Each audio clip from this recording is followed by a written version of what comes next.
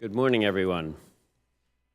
My name is Richard Schmierer, and I'm the President and Chairman of the Board of the Middle East Policy Council. And it's my pleasure to welcome you all here today on behalf of the Council. Our topic today, the future of U.S. engagement in the Middle East, is an issue of growing focus and attention in policy circles. And interestingly, with very widely diverging views among the acknowledged experts about the U.S. engagement in the region going forward. So we feel it's a timely topic, and it's a topic that we're very fortunate to have been able to get three very distinguished panelists to come and discuss with us this morning. So we look forward to that. Before we get into the program, though, I would like to say a few words about the Middle East Policy Council. We're a nonpartisan educational organization focused on the Middle East. We were founded in 1981, and we have primarily three major programs. One is this series of Capitol Hill conferences, which we do quarterly here up usually in one of the buildings on the Capitol. On Capitol Hill, focused on current issues, current policy issues related to the region. So we're pleased to see such a good turnout this morning, and we do find that there tends to be considerable interest here on Capitol Hill on the topics that we address. Our second major activity is our quarterly journal. It's entitled Middle East Policy. It's quite influential. It's found in 15,000 libraries around the U.S., in the region, and more broadly around the globe. And so it also has quite an impact on policy discussions concerning the region.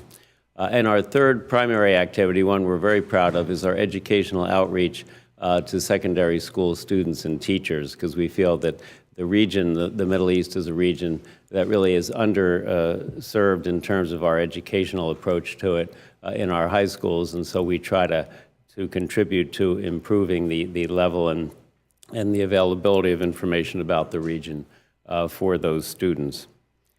So I would encourage you to visit us on our website, which is www.mepc.org, and to visit our Teach Mideast website, which is www.teachmideast.org. But now let's turn to today's event. First, let me mention that we're very pleased that C-SPAN is covering the event live. We're also live streaming it on our website, so I do want to welcome the viewers on C-SPAN and the viewers who are watching the event on our website. The proceedings of today's conference will be posted in video form on our website, and there'll be a transcript eventually posted on our website as well. And then we'll publish the transcript in the next issue of our quarterly journal. So for that, we're very pleased that we feel that these events really do have a good impact, not just among the audience present, but more widely because the content is disseminated. Now let me briefly introduce our panelists.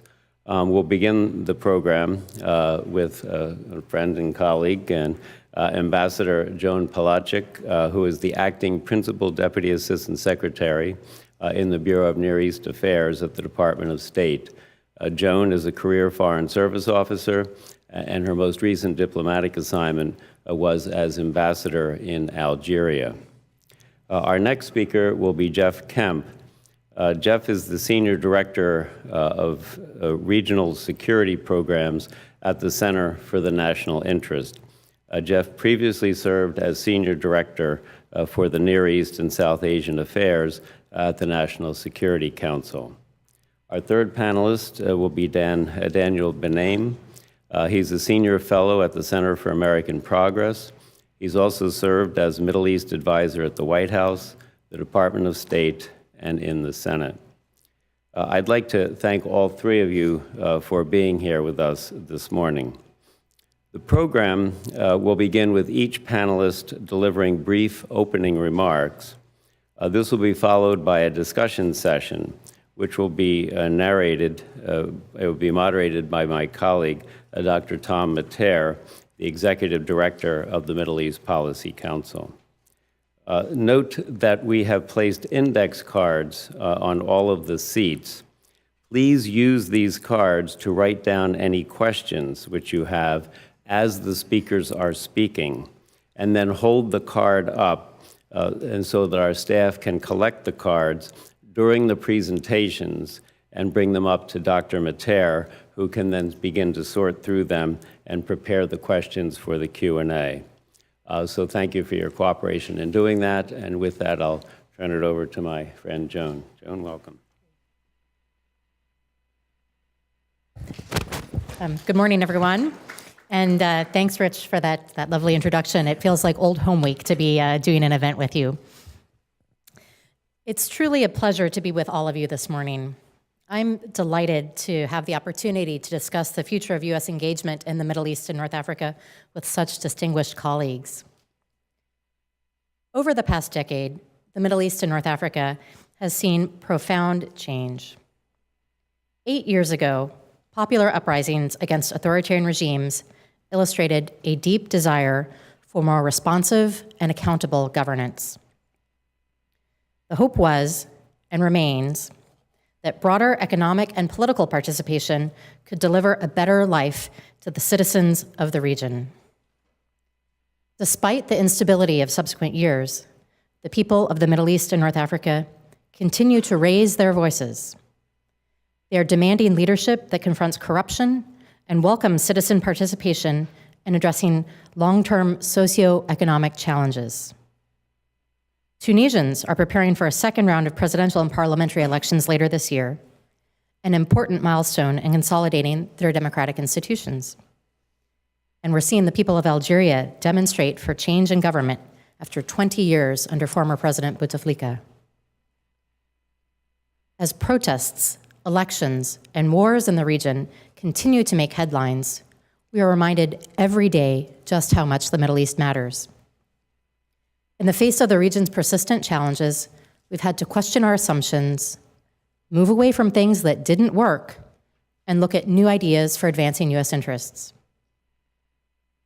For this administration, U.S. engagement in the region is a top priority. As Secretary Pompeo said earlier this year in Cairo, a strong, secure, and economically vibrant Middle East is in our national interest. Consistent with the President's foreign policy agenda, we are protecting American security at home and abroad. That means working actively with our partners to counter the threat from terrorist groups and states that sponsor terrorism. That means ensuring critical natural resources and international commerce flow freely, preserving a vital linchpin of the global economy. That means preventing the proliferation of weapons of mass destruction. And that also means a steadfast commitment to the protection of our strongest allies, including Israel. Secretary Pompeo has made it clear that the United States has been and will continue to be a force for good in the Middle East.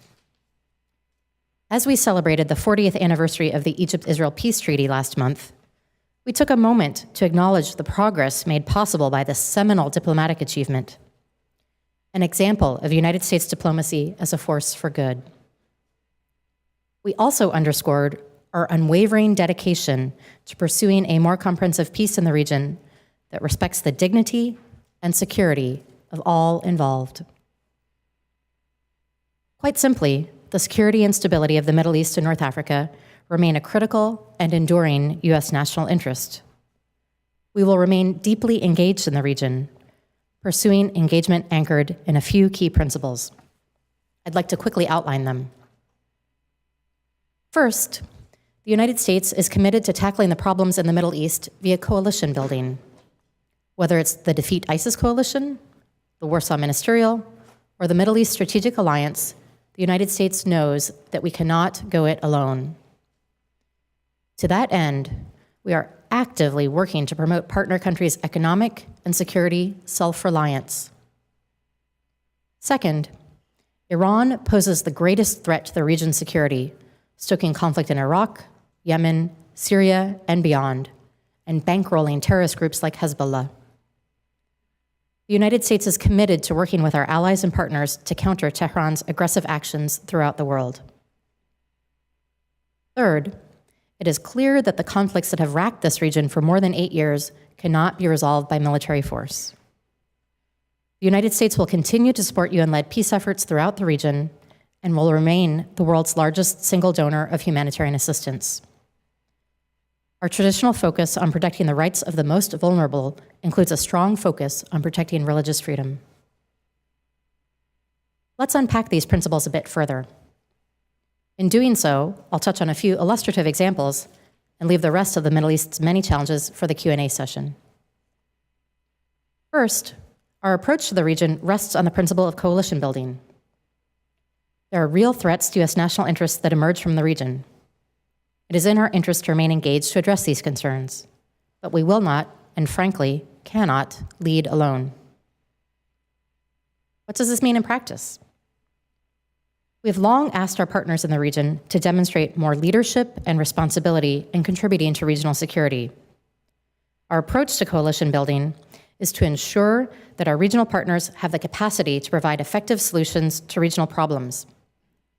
As the President said in Riyadh, we are not here to lecture.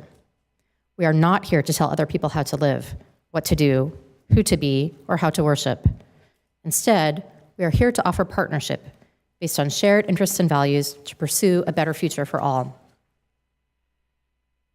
And our partners have stepped up. The leading example is the success of the global coalition to defeat ISIS. Recently, the coalition marked the hard-won territorial defeat of ISIS in Iraq and Syria. The Defeat ISIS coalition is a testament to what we can accomplish when we work together toward a common goal, by, with, and through local partners. Today, the territory ISIS once held is now liberated, and stabilization efforts are underway. The 74 nations and 5 international organizations in the global coalition are, and should be, enormously proud of this achievement. But we have much hard work ahead, and the fight against ISIS is not over. This is why our allies and partners have launched an unprecedented military, stabilization, counter-messaging, and law enforcement effort to prevent attacks against our homelands and counter ISIS's evil ideology. We, along with our coalition partners, continue to work closely with Iraq as it recovers from ISIS and strives to reach its full potential as a sovereign, strong, and prosperous state. U.S. and coalition forces remain in Iraq at the invitation of its government to help battle ISIS remnants, and we are committed to maintaining this security partnership. But we are also working to broaden our relationship across a range of areas, including trade, culture, and education. In Syria, last month, the President announced that U.S. troops will remain in northeast Syria as part of the continuing de-ISIS coalition. Our goals in Syria have remained consistent. We are committed to the enduring defeat of ISIS, a political resolution to the ongoing conflict in Syria in line with UN Security Council Resolution 2254, and the complete withdrawal of Iranian-commanded forces from the entirety of Syria. We will not provide U.S. reconstruction assistance from areas of Syria held by Assad until Iran and its proxy forces withdraw, and until we see irreversible progress toward a political resolution. Only by working together in support of the UN-backed political process can we end the conflict and allow for the safe and voluntary return of millions of refugees who have fled the violence in Syria. Another example of our efforts at coalition building to bring security and stability to the region is the Middle East Strategic Alliance, or MESA. MESA is an initiative to enhance multilateral cooperation in the political, economic, energy, and security spheres. Not only will MESA build a strong foundation for countering Iran's malign influence, but it will enhance our partners' capacity to be positive contributors to regional security. Just last week, we had a team in Saudi Arabia to continue the discussion with member countries as we move forward to shape the alliance. As Secretary Pompeo acknowledged last month, it'll take us a bit. It won't be straightforward, but our shared interests provide an opportunity to get our partners to come together. The unified GCC, obviously, is a key building block for MESA. Second, let's talk about Iran. Iran is pursuing dangerous nuclear and ballistic missile technology and stoking deadly conflict through its support of proxy groups. Iran is the world's leading state sponsor of terror. It spends billions of dollars supporting terrorist groups and proxy organizations, and it continues to develop and test ballistic missiles in defiance of UN resolutions. Iranian malign activity in Syria and Yemen, and its continued support for designated terrorist groups such as Lebanese Hezbollah, prolong regional conflicts that radiate instability. This administration is engaged in a powerful pressure campaign to cut off the revenues the Iranian regime uses to spread terror and destruction throughout the world. And that pressure campaign is working. Our oil sanctions have taken approximately 1.5 million barrels of Iranian oil exports off the market since May 2018. In addition, 23 entities have reduced their purchases of Iranian crude to zero. These actions deny critical revenue for Iran's malign activities. Earlier this year, at the Warsaw Ministerial, Secretary Pompeo outlined our vision of how we can work together to achieve peace and security in the Middle East. Iran stood at the center of that discussion. The international community largely shares the view that Iran's policy choices are destructive. We're now developing issue-specific working groups with our partners to determine how we can work together on these shared concerns. And on Monday, Secretary Pompeo announced his intent to designate the Islamic Revolutionary Guard Corps, including its Quds Force, as a foreign terrorist organization. This announcement is a significant step to counter Iran-backed terrorism around the world. We will continue to raise the cost to Iran for its malign activities until Iran changes its behavior. Saudi Arabia is a critical partner in our efforts to advance regional stability, including countering Iran and supporting UN efforts to bring the war in Yemen to an end. Our interests are best served with a strong, stable Saudi Arabia that is a reliable partner. As partners, we and the kingdom can have frank conversations on tough issues, including the horrific murder of Jamal Khashoggi and the detention of human rights activists. We continue to insist that Saudi Arabia hold accountable those responsible for Khashoggi's murder, and we have taken our own actions as well. This week, for example, we took the important step of designating 16 individuals connected with the killing. The third and final principle underpinning our engagement is a clear commitment to resolving conflict through peaceful political processes, and an equally clear commitment to meeting the humanitarian needs of the millions of conflict victims throughout the region. In Yemen, we are engaged in intensive efforts in support of UN Special Envoy Martin Griffiths' efforts to implement the Stockholm Agreement, including a redeployment of forces in Hudaydah, and bring both parties one step closer to a comprehensive political settlement. We've also extended this approach to Western Sahara, where our backing for a UN-led political process could help resolve a long-standing conflict and transform North African regional dynamics.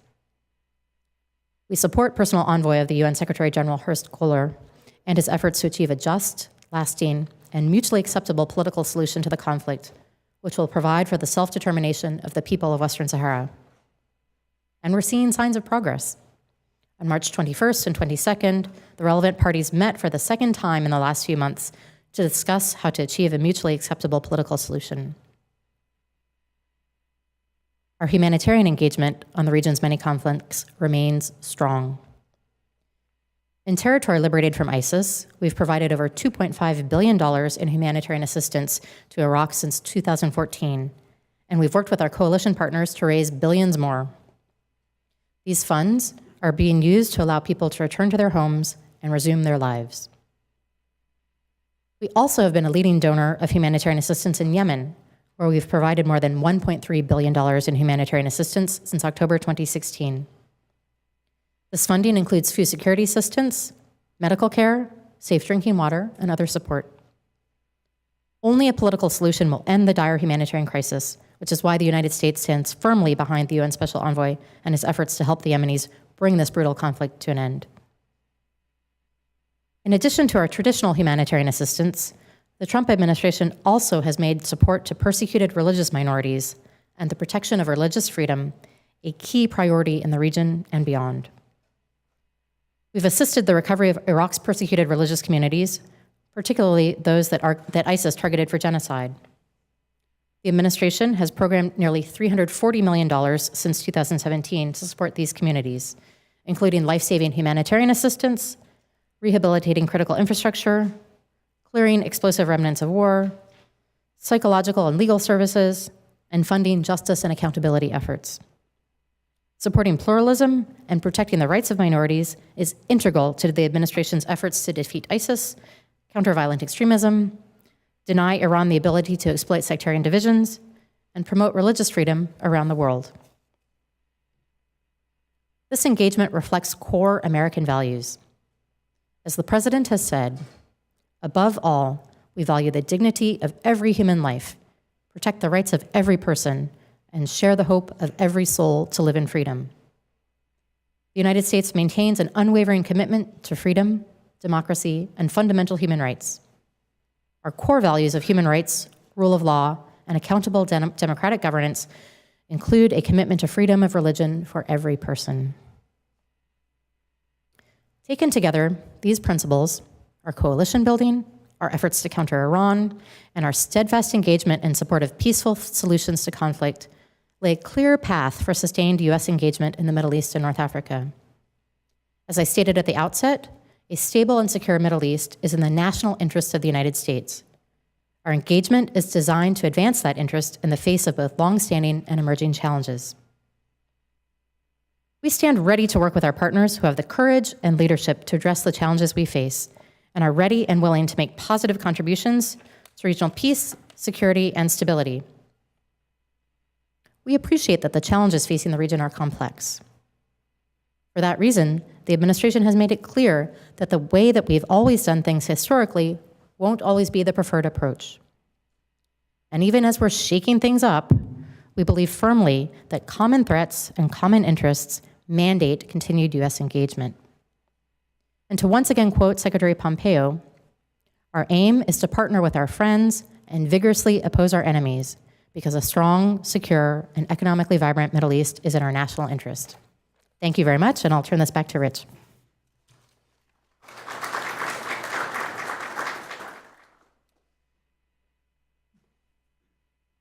If anyone has questions, would you please let our staff know and she can pick them up? Thank you. Well, thank you very much, and I'm delighted to be here, and I'm delighted to no longer be in government, so it's possible to speak a rather different narrative. I would have to say that I can't remember a time when the United States' influence in the Middle East was so weak in comparison to the past 30, 40 years. And I think it might be useful just to remember what happened in the past. And I'm going to discuss this in terms of three time frames: 1991 to the year 2001, 2001 to 2011, and 2011 until the present. Now, of course, 1991 was highlighted by the First Gulf War, a huge success. We had the rest of the world, with a couple of exceptions behind us, including the Soviet Union. We won the war, we expelled the Iraqis from Kuwait, and the Japanese paid for it.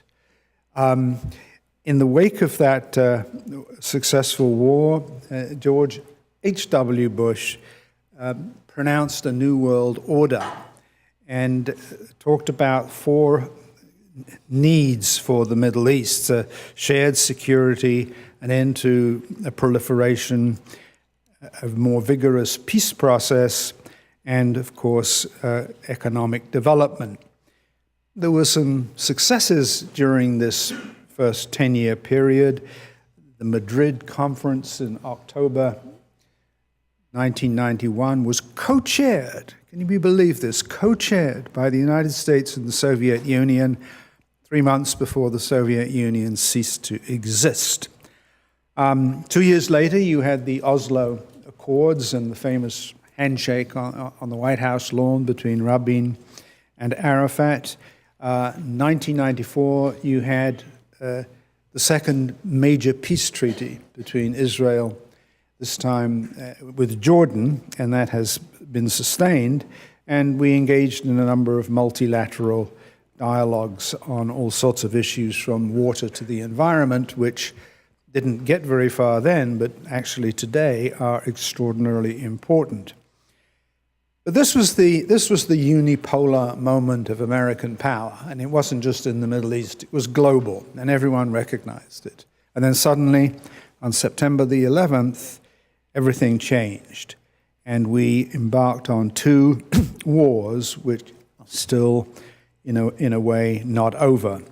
Afghanistan, I think, was a war we had to fight, and I think we would have done much better had we stayed there and not gotten distracted by what I think was a disastrous war, the invasion of Iraq. And that is still plaguing us today. If you want one symbol of why Iran features so prominently now in everything the administration says, it was essentially because we gave them the opening by overthrowing Saddam Hussein and leaving no one in place who could check Iran, and Iran moved in, a Shiite country, to work very closely with the Iraqi government, as it does today. In 2005, Condoleezza Rice went to Cairo and made some very important comments on American policy over the years.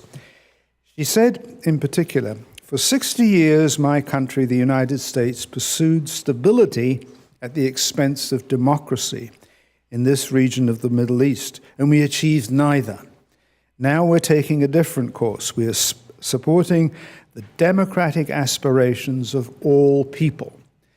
And that, of course, was a major criticism of her predecessors, who had, among other things, brought peace between Israel and two of its neighbors, both of whom happened to be autocratic leaders. So, the one area where there was solid peace was achieved by an Israeli government making peace with autocrats. She was highly optimistic in 2005 that the people of Iraq would do well. She said the people of Iraq, this was at her Cairo speech in 2005, "The people of Iraq are exceeding all expectations. Palestinian Authority will soon take control of Gaza, the first step towards realizing the vision of two democratic states living side by side in peace and security."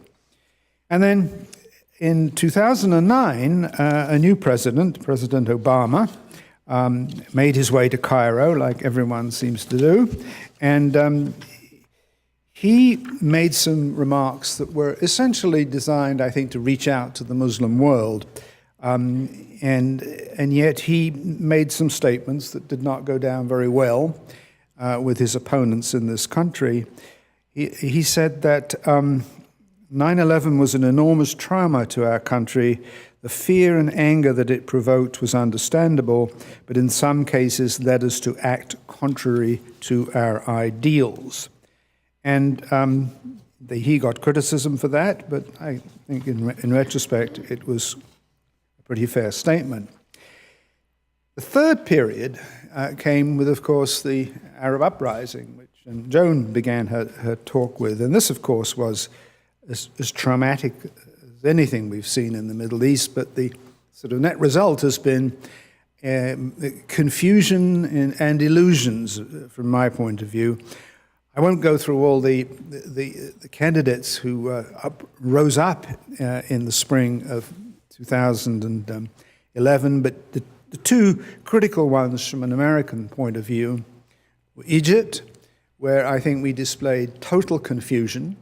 First, we cheered on the population as they pushed to overthrow Mubarak.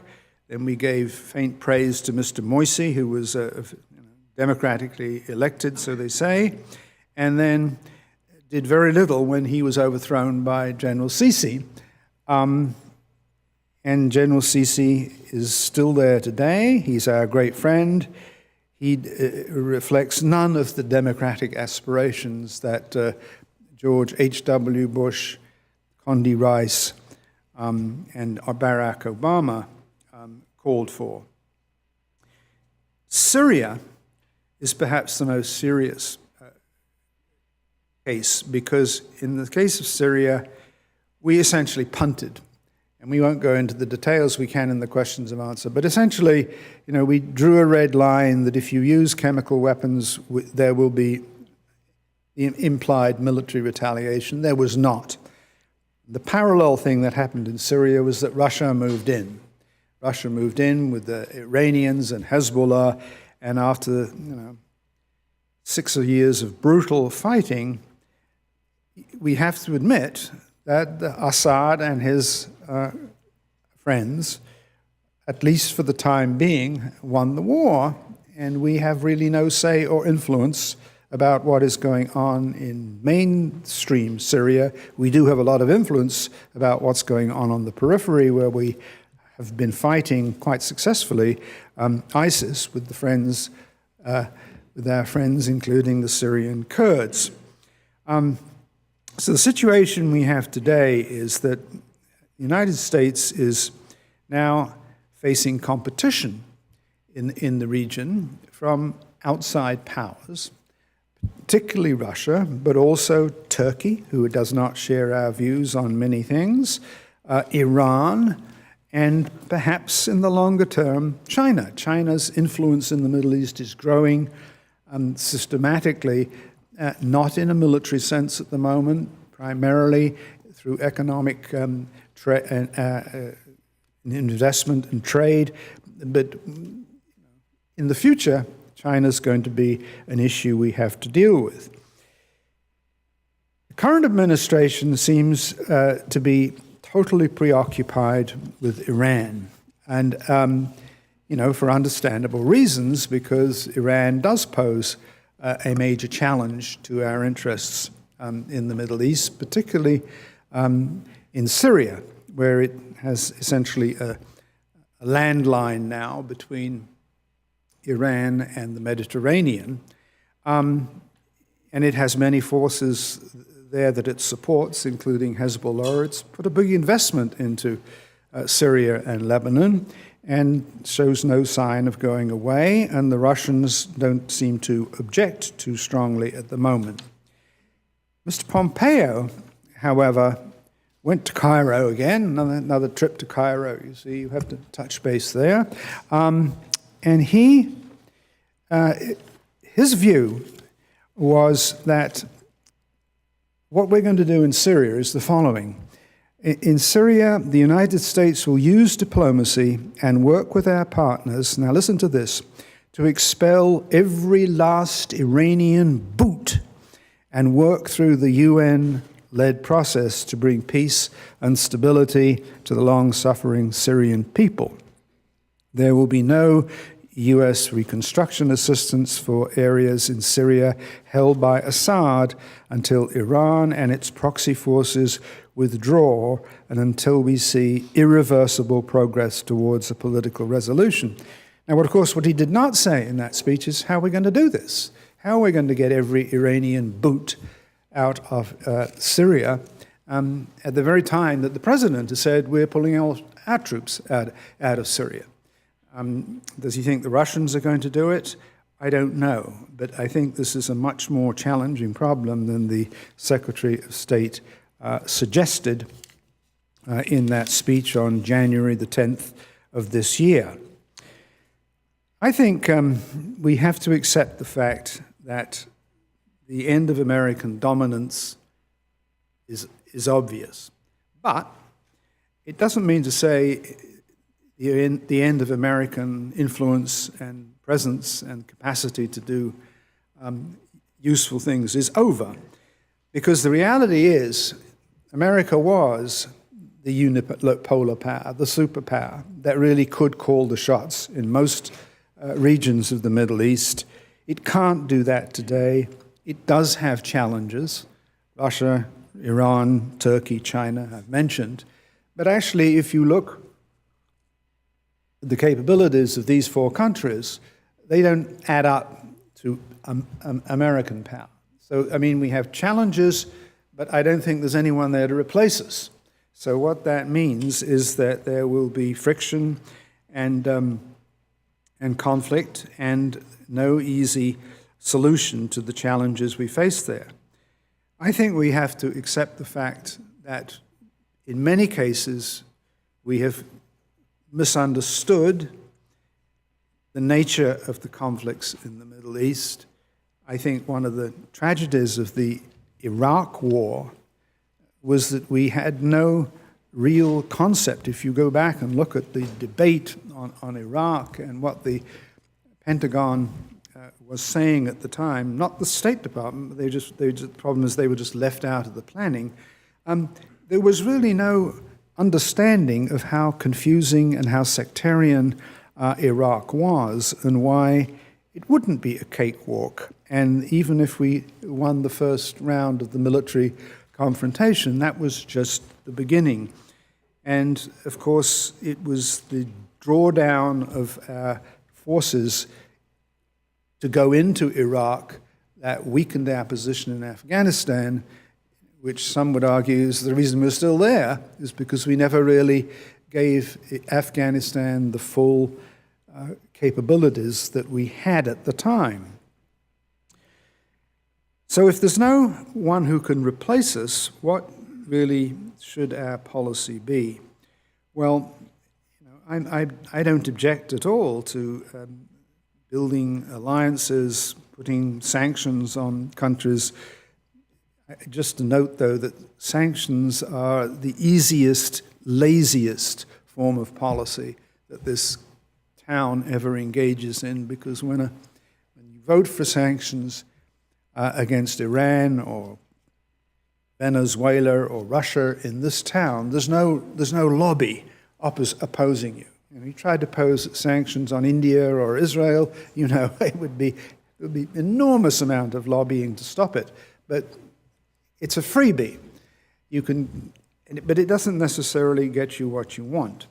It can cause pain, and certainly has. And there's no doubt that American sanctions, particularly in the financial arena, on Iran were one of the reasons they came together to sign the JCPOA with the Europeans, the Chinese, the Russians, and ourselves. We have walked away from that. It is not clear whether Iran is going to restart its nuclear enrichment program. But we are, I think, being very glib if we think that new sanctions and a new alliance is going to bring Iran to heel. I think probably quite the reverse. And I think the situation can be, if anything, more dangerous than it has been for many years, since we've put the Iranian Guard on notice that they are terrorist organizations, and they've put us on guard that our Central Command is a terrorist organization. And it's very easy to see how all the things we've worried about all these years, confrontations in the Gulf, at the naval level, could quickly escalate. And we have two cheerleaders, of course, hoping that we will get involved more directly with Iran, with kinetic energy, namely Saudi Arabia and Israel. So I think this is an area which would be disastrous for the region, for us, for the world economy, but it's something we can debate about. We have not paid enough attention to the serious, lasting, historic effects that sectarian conflict have on the region, why it is going to be so difficult to bring these groups together, and why this dream of democracy that Condi Rice and Bush have talked about, and Obama, are, I would say, somewhat illusionary. And the second point I want to make, and this goes back to some of the issues that were discussed in the multilateral meetings after the Madrid conferences. The Middle East, whether you like it or not, faces horrendous environmental problems. They don't get talked about because we're preoccupied with, the fighting that's going on and the uprisings in the street.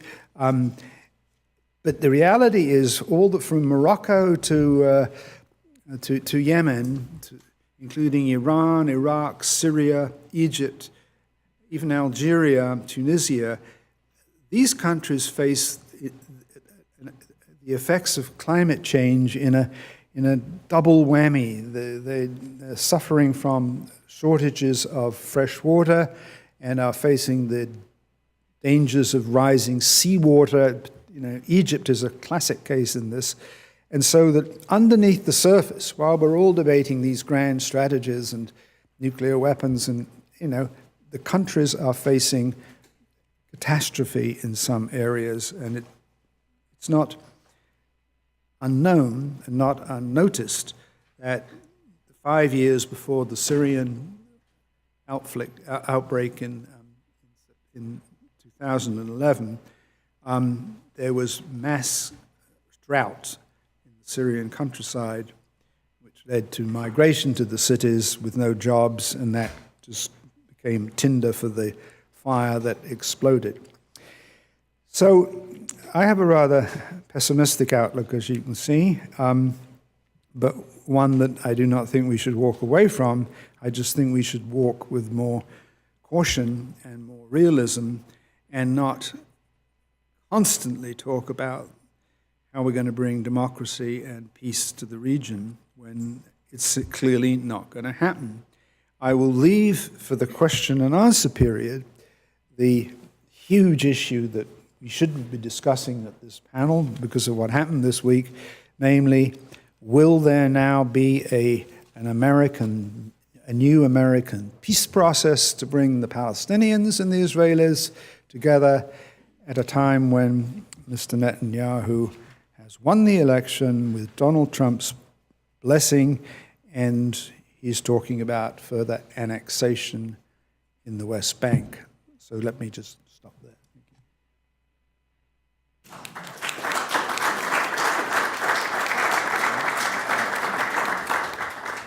Are there any questions? You could raise your hand if you have a card.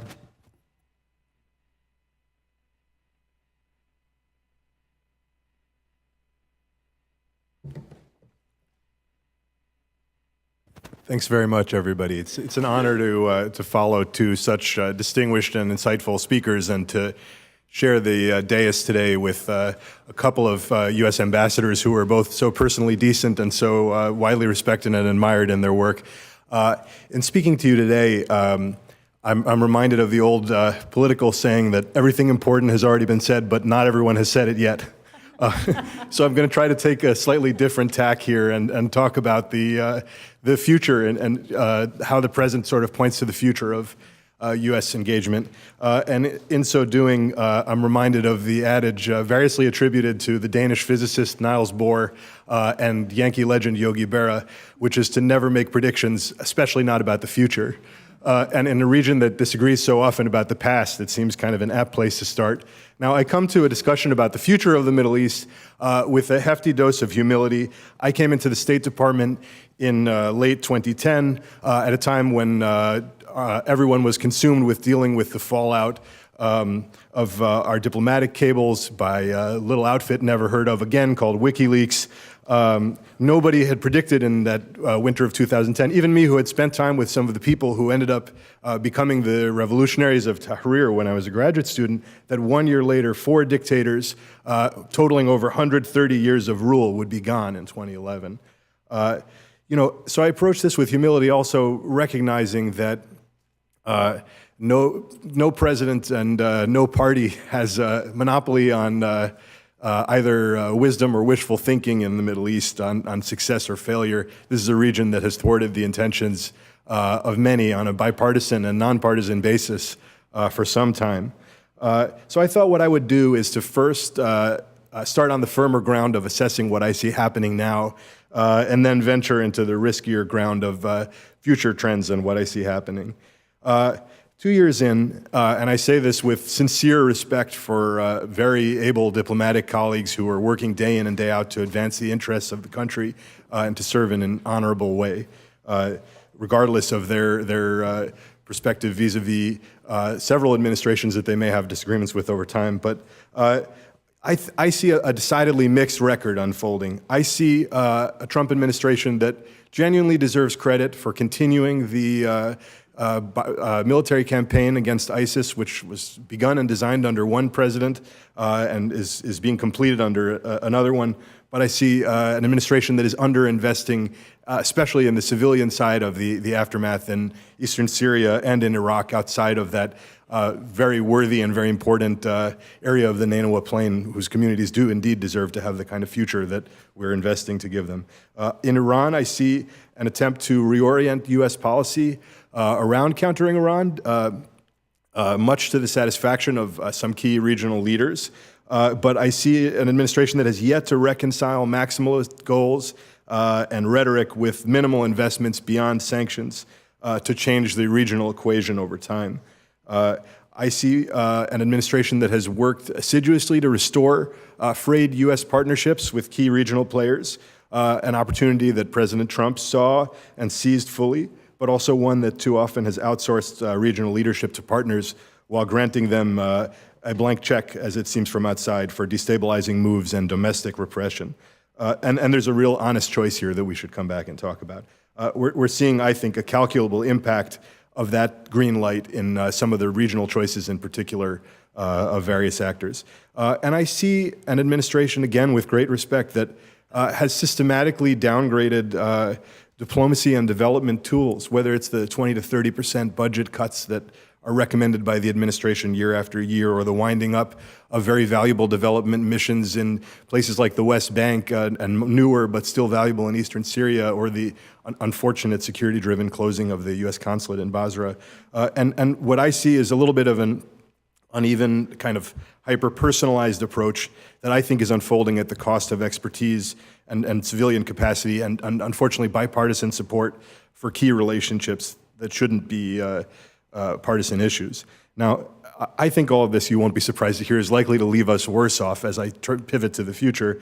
It's my sense that such an approach, an unquestioning embrace of complex partners, escalating tensions with Iran without an off-ramp and shortchanging civilian power, is unlikely to succeed on its own terms, and maybe a recipe to deepen the region's key divides, Sunni-Shia, Sunni-Sunni, and too little talked about citizen versus state, and deepen some of the deficits outlined in the Arab Human Development reports over the years. And I think that's likely to require more U.S. resources and spark more costly interventions in the years ahead. In my mind, a sounder approach is to invest more deeply in the civilian side in the aftermath of ISIS, including in Iraq, which should be more than an arena for zero-sum competition with Iran, to try to build a partnership model that pairs U.S. assurance with demands for greater responsibility, including de-escalating regional tensions and curbing domestic repression. On Iran, it would seek to contain what is indeed malign Iranian behavior, especially on its most threatening area, its nuclear program, but would leave a peaceful path and a wider peaceful path, knowing that neither bombing Iran nor regime change is likely to do the trick for the long game that we face here. And it would engage with societies as well as states, not just to counter ISIS and Iran, but to deal with broader trends. And that requires civilian tools, and I think it includes championing human rights, not just against our adversaries, but as a way to strengthen societies, including friends. So that's kind of where I think we are heading forward from the present. And I thought I would talk about a couple of changes that I see regionally that I think are probably more likely to play a larger role in the next 5 years or so than they maybe have in the last. Some US-driven and some more regionally driven. The first is minimalism. It is, from the U.S. side, it is this question of, can we do less? How little can we do? Are we out? And I think about the Japanese design maven Marie Kondo, who says, close your eyes, hold the object in your hand. Does it bring you joy? If not, throw it out, right? And by that standard, the Middle East does quite poorly with the U.S. public. Terrorism, failed peace plans and democratic transitions, brutal authoritarianism, and that's just our friends. So I would argue that this works better as interior design than policy design. I think we still have core interests, and I think we can still advance them. This isn't 1979 when we had this sort of heroic Camp David peace deal and had this dominant role in shaping the Middle East, and it isn't 2001. But it is still a moment when we have core interests that we're fairly good at protecting. Blocking interstate war, stopping the spread of WMD, protecting allies like Israel and partners like Saudi Arabia, even if some of their most existential threats come from their own domestic challenges. We're helping may mean being more the systemic regional superego than the side-picking id. We still have an interest and real partners in fighting terrorism in many places, including Iraq. And we ignore the destabilization and radicalization of unmet human need and ongoing grinding conflict at our own peril. So I understand the fatalism about America's role in the region. We come by it honestly after the last 20 years. But if our goal is not to dominate but to lead, if you look at things like the anti-ISIS campaign and frankly the Iran nuclear deal, I think we can still do meaningful, important things. And we will need to. I think we are still, to some extent, as a recent Foreign Affairs article put it, in purgatory, where we're too invested to leave and not invested enough to dictate the answer. I think that's a correct diagnosis, but I don't know that the answer is to quite such a dramatic abandonment. A few thoughts on what the answer is. First, civilian power is a heck of a lot cheaper than the military, so don't over-militarize and don't start wars of choice. Second, we have to figure out how and when we can share the burden with others without making it worse. And which brings me to my second U.S. trend, which is polarization, political polarization here in America. And I see key relationships becoming hyper-personalized in the hands of a few White House officials, and therefore not only under-institutionalized, but also overly politicized and polarized, which risks our partners feeling whipsawed. And as a policymaker who served in the last administration and hopes to serve in future ones, this question of whether we have one set of policies under one political party and another under the other is going to be only more pronounced and more paramount. And my disagreement with those policies will have to be tempered by a degree of policy continuity, valuing the policy continuity if and when political power shifts in this country. Now, I think Trump saw an opportunity, like I said, to do something different than Obama, who I think on key issues, whether it was the Arab revolutions and the fall of Mubarak or the Syria Red Line episode or the Iran deal, simply saw the region differently from key Middle Eastern partners. And it was, I think, in some ways a sincere disagreement. And that Trump saw an opportunity to repair those relationships and really seized it fully. But I think what happened has been something even further than that. Things like the decision to recognize the Golan for Israel 3 weeks before an election, a hotly contested election, or when a legal resident of Virginia is murdered, taking the side of the party accused, seemingly in the first instance, rather than launching into a full inquiry immediately. So things like this have, in my mind, deepened U.S. political polarization. And these are relationships that matter. And I want to be, and they're being stretched beyond recognition, I think, at the moment, in a way that will further that. And I want to be really clear that Obama and the Obama administration deserve our share of the lumps on this, and so do the regional partners. And it's not simply the Trump administration at work. And that there are real honest choices here about how to handle partnerships amid disagreement. But these partnerships matter for U.S. policy, and we have to find a way to get them right. My third trend is the revenge of geopolitics. For a lot of reasons, from the collapse of the state system to the rise of outside powers to the perception of a U.S. long goodbye, all have contributed to a kind of intensifying tussle within this region. You have kind of top-down Iranian-Saudi competition that has fastened itself onto local conflicts in places like Yemen and Syria in ways that have prolonged those conflicts to the detriment of people there who seem to find money for proxy fights and less money for rebuilding from regional competitors. You have an inside-out competition among the different blocks of the Sunni world with Saudi Arabia and the UAE on one side and Turkey and Qatar on the other side of a conflict that I think America would like to see unity in pushing back against Iran, but instead this divide seems to capture the vigor and enthusiasm of people on both sides at the expense of some of the goals that we might share. You have a outside-in competition from China and Russia and a bottom-up pressure all happening at once. And I think that you see the lines between this MENA region and the rest of the world being erased in some ways. Russia, is trying to be a counterweight to the United States leadership with a unique set of relationships that mean it can't really be ignored. They're close and in regular communication with Syria, Turkey, Iran, Israel, Saudi, Egypt, and the UAE, not to mention General Haftar, the Houthis, and others, all of which I think means that they will be part of brokering whatever pieces come next, whether we like it or not. China is increasingly, and East Asia is increasingly where the region's oil goes, and Chinese capital and investment and loans are traveling in the reverse direction, which America can't help to match. And this can be useful in a region with multiple rebuilds underway, not just for war zones, but Cairo and Egypt's new capital need huge infusions of capital, and Djibouti just across the sea, speaking to a future where this is China's first overseas military base, where they're increasingly focused on protecting their own commercial interests. And you see actually the Middle Eastern countries reaching right back out through these same areas.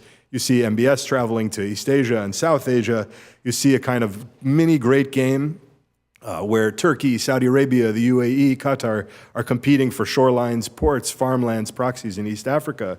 And these are dynamics that kind of span bureaucratic fault lines in an unusual way and require sometimes interagency meetings that feel a little bit more like a Star Wars cantina of Arabists and Africanists and Asia hands and security and hydrologists. And this kind of thing is actually going to matter more in a more global Middle East, getting those connections right and distinguishing threat from unease, leadership from domination. Not every Middle Eastern problem is a prize for America to monopolize. We need, as I said, more interagencies that look like Star Wars cantinas. Fourth, authoritarianism is evolving. Algeria and Sudan show that when it comes to the Arab Spring, the past isn't really past. And last time it was about aging leaders without clear lines of succession, and now we know that Algeria, Oman, Palestine, where Mahmoud Abbas is, I think, in year 12 of his original 4-year term, Iraqi Kurdistan, Saudi Arabia, all have either successions or generational transfers of power underway or ahead. And underlying almost every country's politics in the region today is this crisis of legitimacy, a crisis of political legitimacy that everyone is trying to deal with. The revolutionary euphoria of 2011 is gone, but a lot of those drivers, those same deficits in democracy, jobs, good governance, dignity, are still there. One thing is that I think countries are not standing idly by. They're not sitting on their hands. They're engaged in big, bold efforts of one kind or another to respond, many of them.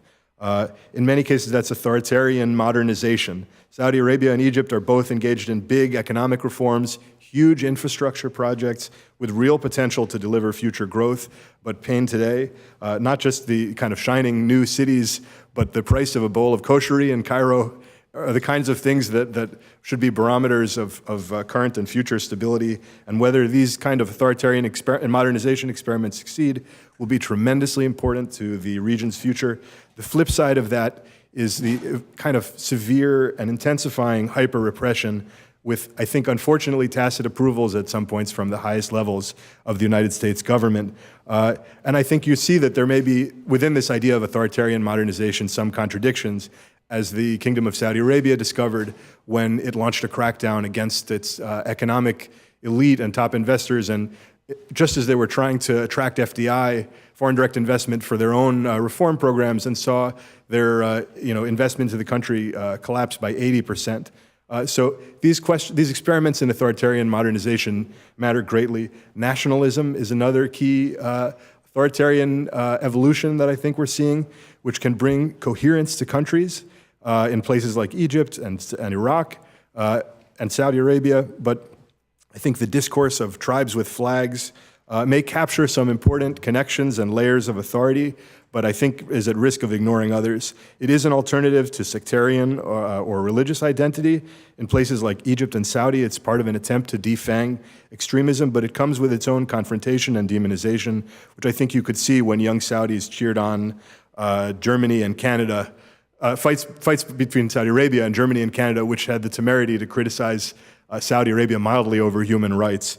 The final dimension of this authoritarian evolution that I wanted to mention is technology. And it's a kind of scarily overlooked trend in which China, Israel, and frankly American firms are helping create a kind of global template for technological repression.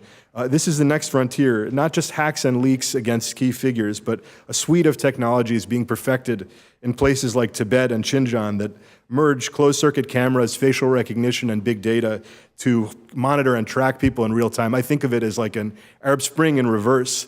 Basically, if the Arab Spring was about young people using technology to reclaim the public square, this is the reverse. This is the pendulum swinging back. Governments using technology to reclaim the public square from their own citizens.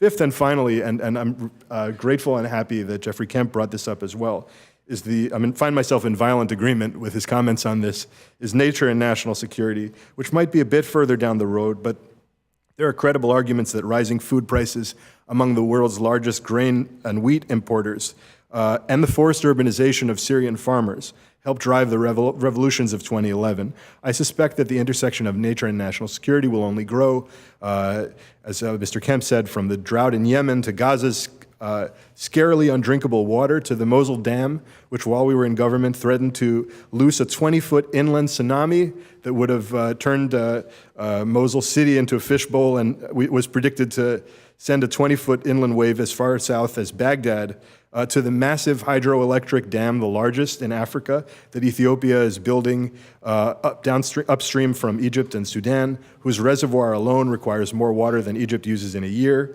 We're going to need U.S. policymakers and processes to bridge these kinds of regional functional divides, and people who speak both languages, this language of water and nature, and also the language of security and politics.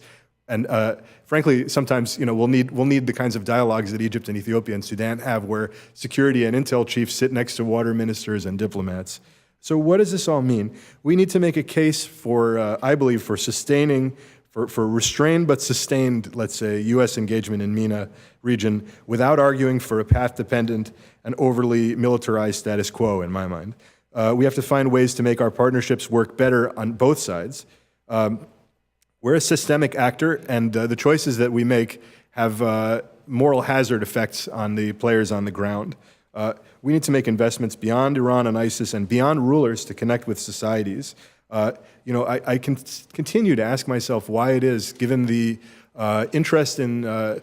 professed interest in the well-being of the Iranian people, that the current travel ban, with limited exceptions, still bans the Iranian people from coming to the United States. Banning their rulers as part of this policy makes sense to me. Banning the people does not. And we need to reinvest in the civilian tools and presences to help get things done at an acceptable cost to the American people. None of this is easy, but I would submit that all of it is worth a try, and I look forward to your questions.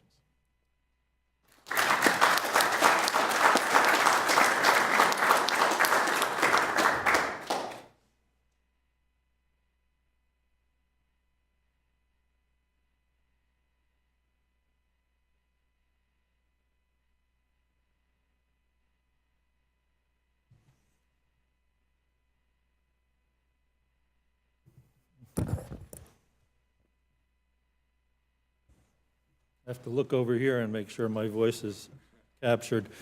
Well, thank you, all of you. There's a lot to go through. I thought I might start with one question that has been brought up in a foreign affairs article that someone mentioned, arguing that we've been too engaged in purgatory with results that are too poor for our investment. But one of the principal underlying arguments there was that our stake in the region is not as great as it once was, that it doesn't matter as much anymore. And one thing that was cited was our own development of our own energy resources, for example. And we begin by commenting on that question. Has our stake diminished? Do we need to worry less about major competitors, economic interdependence, or demographics, and how all of that can impact us?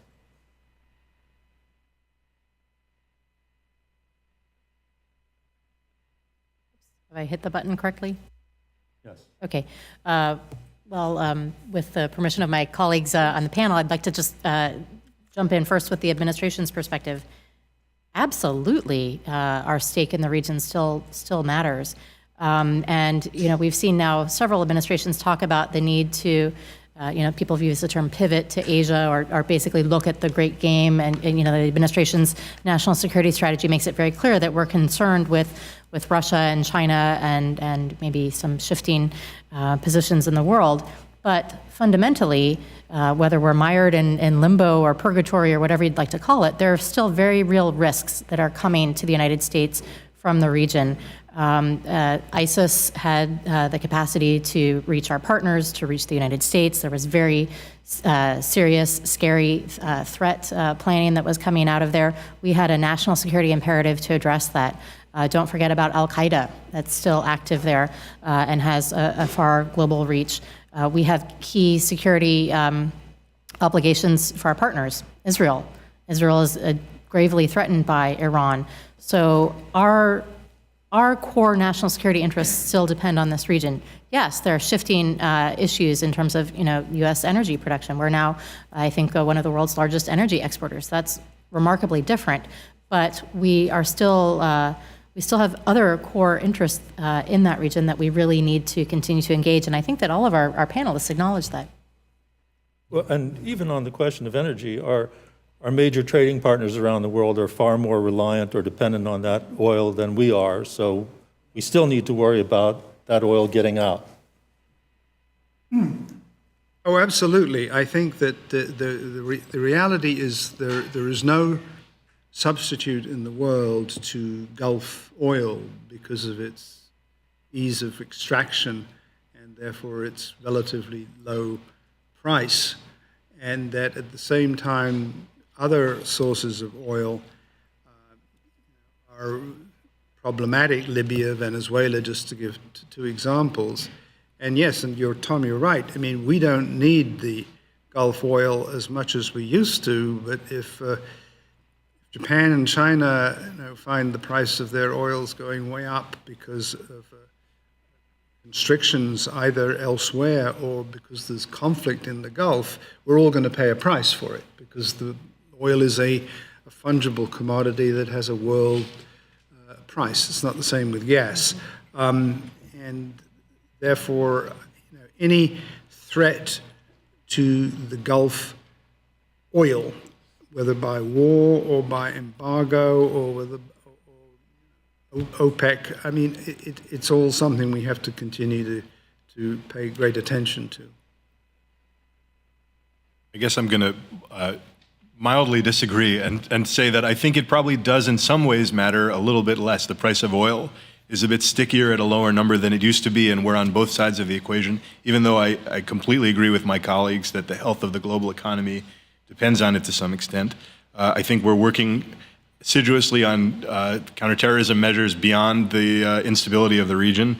And I think that great power competition and a larger struggle for the so-called liberal international order really will require trade-offs in U.S. resources. Those things I think are all real, but then I look at what's happening inside the region, and I think that we need to sustain certain types of engagement and deepen them anyway, and maybe just recognizing that there are some trades, find ways to do more. And I think that a big part of that is changing the balance, again, between military and civilian tools.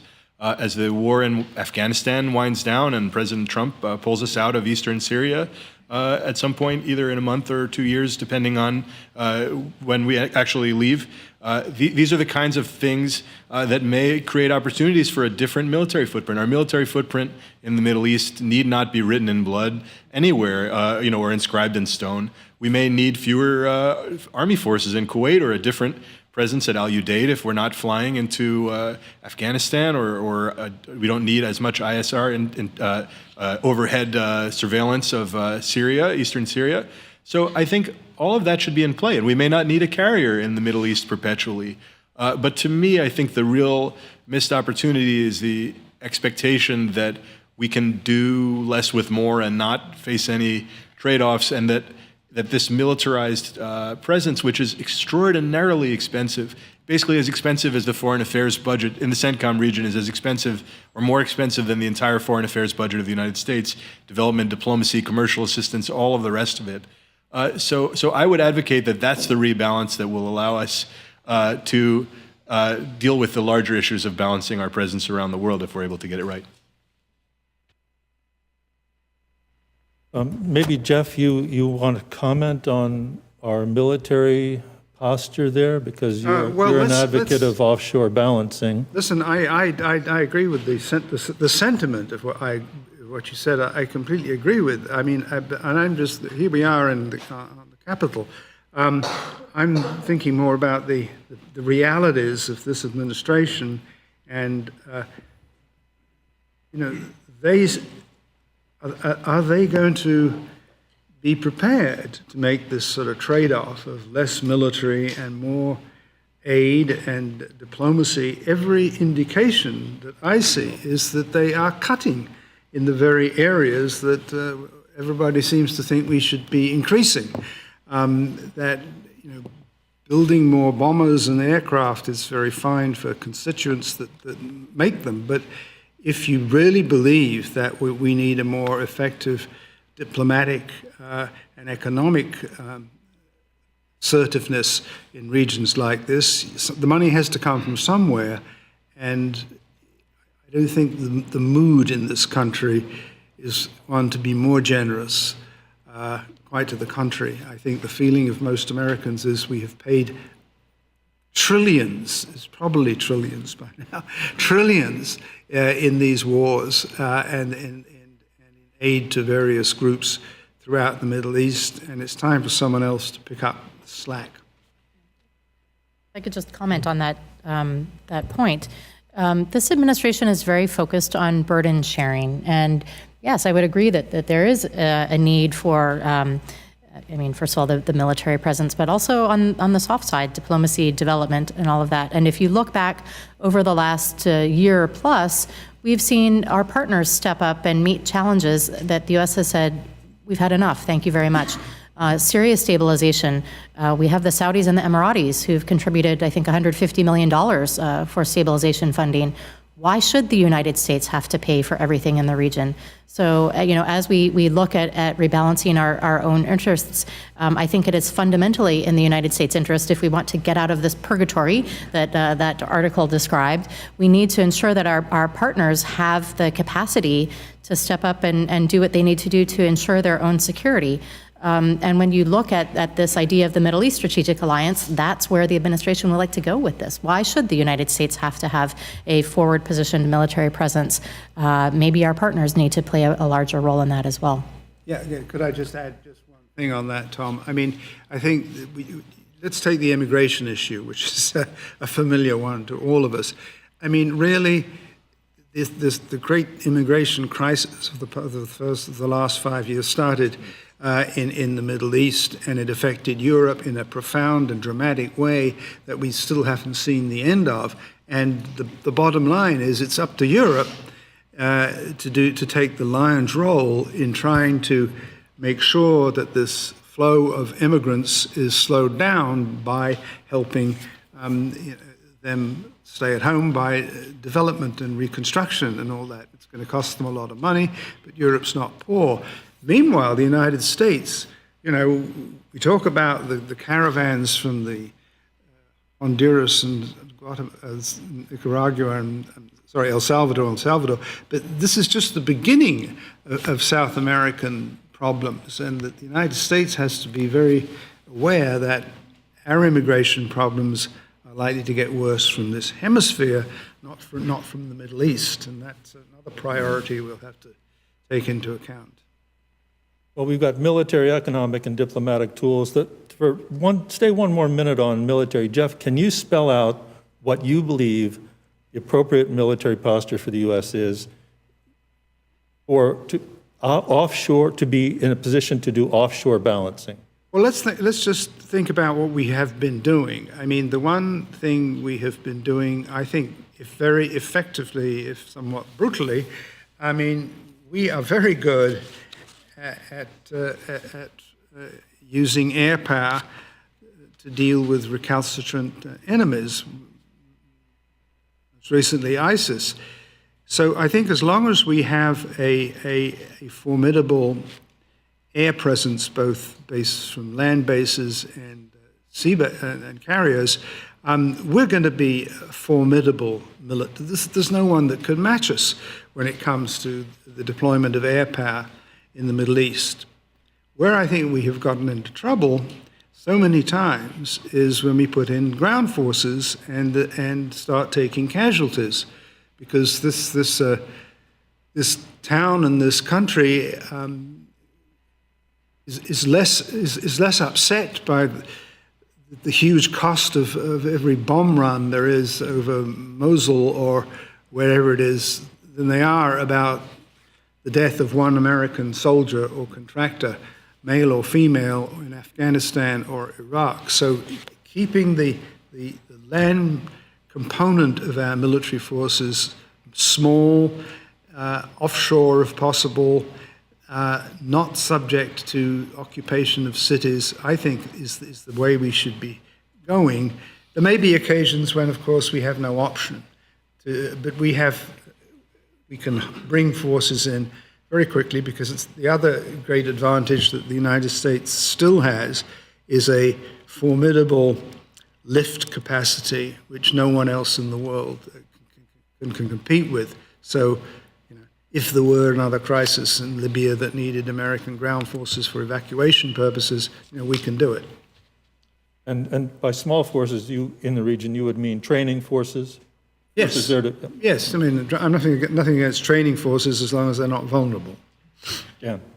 I was just, to that last point, I was going to say, to me, one real exception is the future U.S. training mission, present and future, in Iraq, where I think we have longstanding and close partnerships with both the central government in Baghdad and with Iraqi Kurds, and we really actually have a meaningful chance to, by being there, by being part of the political equation in the country and part of the security equation and building up state institutions, in my mind, decrease the odds that Iraq either falls back into civil war, experiences a real ISIS threat that goes global, or comes to be completely dominated by Iran, as unsatisfying as some of the developments there may be. So I've been there 3 times in the last 18 months, and to me, it's a very prominent exception and a place that finds itself on the front lines of 3 struggles that America really should care about and be invested in.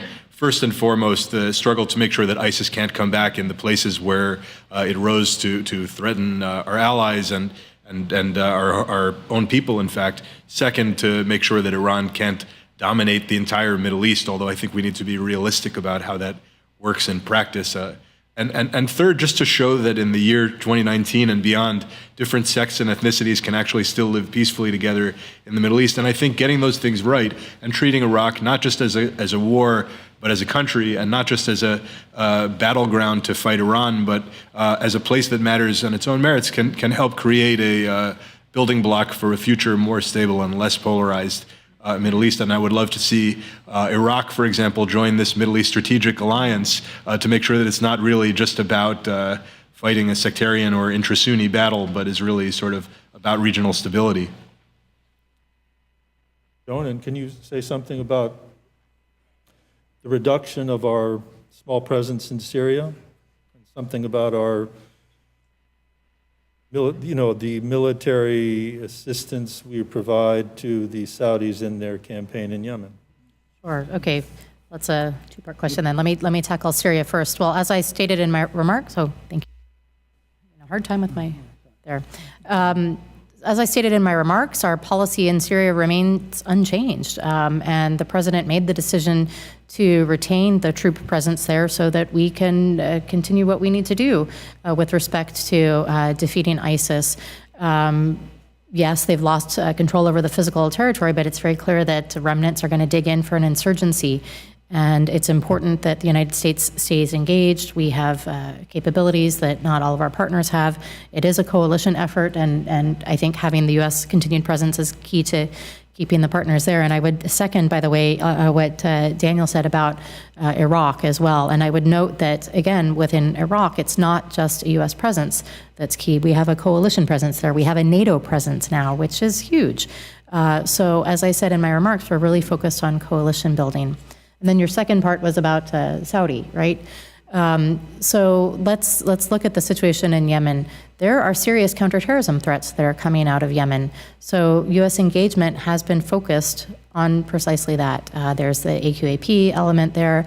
The Houthis engage in all sorts of bad activities targeting civilians in Saudi Arabia and the Emirates as they've been launching these longer-range missiles and drones. So we have a responsibility to our partners to help them counter those threats. We do have some training and advising that is ongoing with the Saudis in particular to make sure that the Saudi-led coalition is doing its utmost to not target civilians, to minimize civilian casualties. And the administration feels very strongly, as do I personally, that that engagement is critical. Because we do face a dramatic humanitarian crisis in Yemen, and we're not going to be able to make the situation better if we're walking away from our key partners and we're not offering them the advice and training that they need in order to make sure that they are protecting their security in the way that most effectively protects civilians. Okay, now can we go to let's just go back to Syria for a minute. You actually defined our objective in Syria as not just containment or deterrence, but a rollback. And that is a pretty high-level objective, to roll somebody back out of a territory. Jeff, I know you are more interested in deterrence and, defeat of aggression. Don't really think we can invest the resources necessary to roll back or contain in the region. I hope I'm characterizing you correctly about that. And then Dan, what do you think about that? What do you think about the strategy, the goal of rolling Syria the goal of rolling Iran back out of Syria, and the strategies that we're using to do that? Feasible? Could I just take the first stab at that, just to lay out the administration's take and then ask colleagues to comment? So why would we want to minimize our goals? Don't we want to aim high and do our maximum? And I would also state, though, let's look at what's happened in Syria over the last few years. That yes, historically there's always been that close cultural connection between Syria and Iran. There are Iranian pilgrims going into Syria all the time. But oh my goodness, over the last few years, Iran has really dug in, not just in support of the Assad regime, but in order to, as other colleagues have pointed out, to create that global line of supplies, right, coming from Iran all the way into Lebanon. That threatens our key ally, Israel. And I think the president was very clear in his statement on the Golan. We cannot have a situation in which Syria or Iran uses the Golan to threaten Israel. So this is all, I think, integral. Getting Iran out of Syria, it's integral to the long-term security and stability of the region. I think a solution in which we would say, oh, it's okay, you can just have a little bit of a presence, that's really not acceptable, because we have seen Iran time and time again use a foothold to press for more aggressive policies and more threatening actions against our allies. Look, I think this is the one issue on which I just cannot reconcile myself to what the Secretary of State... reducing the Iranian presence in Syria is a goal I'm thoroughly in favor of. But he says we're going to use diplomacy and work with our partners to expel every last Iranian boot from Syria. I simply don't, I just don't get that. How on earth are you going to expel every Iranian boot, unless we're talking about, a military intervention, Russians doing the job for us, an Israeli invasion, or a collapse of the regime in Tehran. I mean, it seems to me they are entrenched there. They have family relations there. They've been in Lebanon forever. That's why they're so close to Hezbollah and the Shiite community. I think it's totally misleading to make statements like that without a strategy for carrying it out. I would argue that the administration does indeed have a strategy, and I think the maximum pressure campaign on Iran is a key part of that. And if you look at what has happened since we reimposed sanctions in November of 2018, so that's about 6 months ago now, right? Iran is losing money, and Iran is losing the ability to fund its proxies. So that's a critical part of this diplomatic effort, because Iran is hugely overextended right now. It has IRGC in Syria, in Lebanon, in Yemen. It's stoking war, it's stoking conflict. That costs money. And as we're taking away Iran's ability to finance this, I think that will really support our diplomatic efforts. I mentioned earlier my gratitude for public servants who continue to do excellent work on behalf of the country. I have to confess my gratitude to not being one today at this moment, because I really do think that we are dealing with a situation where the current policy of the United States, being ably represented and articulated, has a complete mismatch between means and ends. And I think it is a tragedy with blame that should be widely shared that Assad seems determined to hang on in the western half of Syria and gradually extend his reach to the east. And this is an ongoing, unfolding human tragedy in places like Idlib, which will, if and when it falls, create both a massive migration wave and a counterterrorism problem among the hardened jihadists who are hiding among the men and women and children living there. I guess I would subscribe to that, at least for Western Syria, to that deterrence camp, to making sure that Israel has what it needs to continue to do what it has been doing to prevent Iran and Hezbollah from gaining their foothold in the western part of Syria. The East is a little bit, although I don't think they need the annexation of territory they've held for nearly half a century, or 52 years, I guess, to do that. They seem to be holding it perfectly okay before that announcement, 3 weeks before a contested election.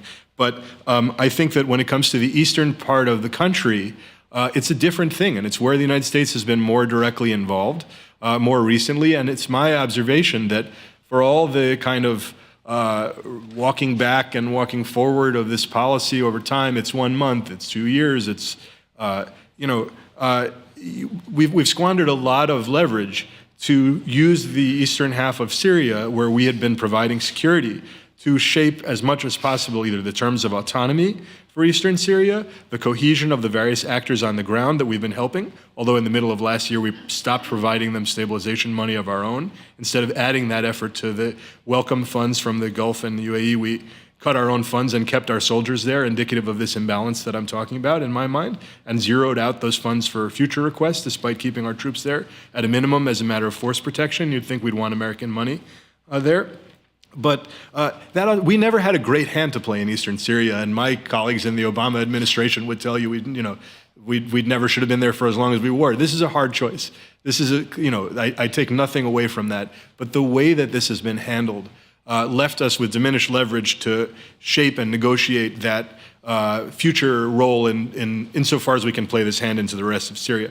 Now, I think that they have, to some extent, exercised the leverage that they have since those initial kind of uneven decisions to gain support from the region and other actors, and I certainly give them credit for that. And the last thing that I would say about this is that while I personally am incredibly proud of the humanitarian monies that have continued to go to Syrian refugees from our government, I do think it is a stain on our national honor that there's been a 99.5% reduction in the number of Syrian refugees admitted to the United States from 2 years ago. This past year, I believe 62. Well, let me just sort of add a little bit onto this. Look, I mean, there's a lot we can do to make Iran's presence in Syria more unpleasant and more costly. And I agree with you. I think they are paying a price. There is also, by the way, a covert war going on between between Israel and Iran. I mean, Israeli airstrikes are pretty consistent against Iranian targets in Syria, particularly against their ammunition facilities. But we're not going to do any of this unless things get really bad. We don't have the ground forces. We don't have the money. The one thing that it seems to me in the long run that could persuade the Iranians to leave would be either enormous pressure from Russia, which I'm not sure will come, but the reconstruction of Syria. I mean, Assad himself faces a huge problem because he's not secure. He doesn't control all of Syria. I mean, he's got to somehow now rebuild the country to give some meaning to this death and slaughter they've all gone through. Where on the earth is he going to get the funds from? He's not going to get it from Capitol Hill. That I can absolutely assure you. The Europeans might put in some money because they have a vested interest in stabilizing Syria.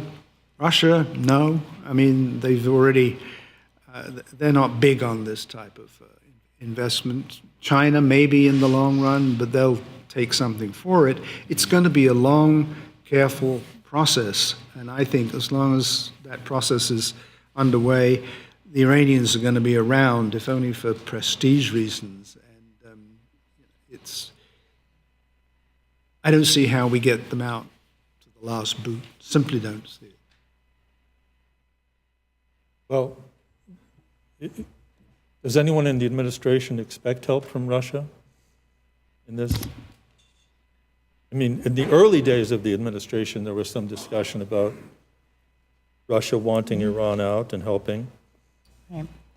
Well, Russia obviously is a key player in everything related to Syria, and I go to so many of these events where people kind of poo-poo the idea that Russia and the United States could work effectively together because it's great power competition. But in fact, we have worked effectively together in Syria, and I think that there's some hope there in those models. Certainly over the last couple of years, we worked very effectively on the Southwest ceasefire zones. That worked. And we continue to discuss Syria with the Russians. They're going to have to be a key part of the equation. I would argue that perhaps there's some daylight between Russia and Iran as well. It's not a monolithic approach to what's happening in that country. So it's in our interest to continue those discussions with the Russians and figure out the ways that we can do this, because it is the administration's goal to get every last Iranian boot out of Syria. And we're not going to be satisfied simply with containment. Well, on the question of Russia again, I mean, the administration talks about this is a region of competition and the world is a competitive place. And I started by asking if our stakes in the region had diminished.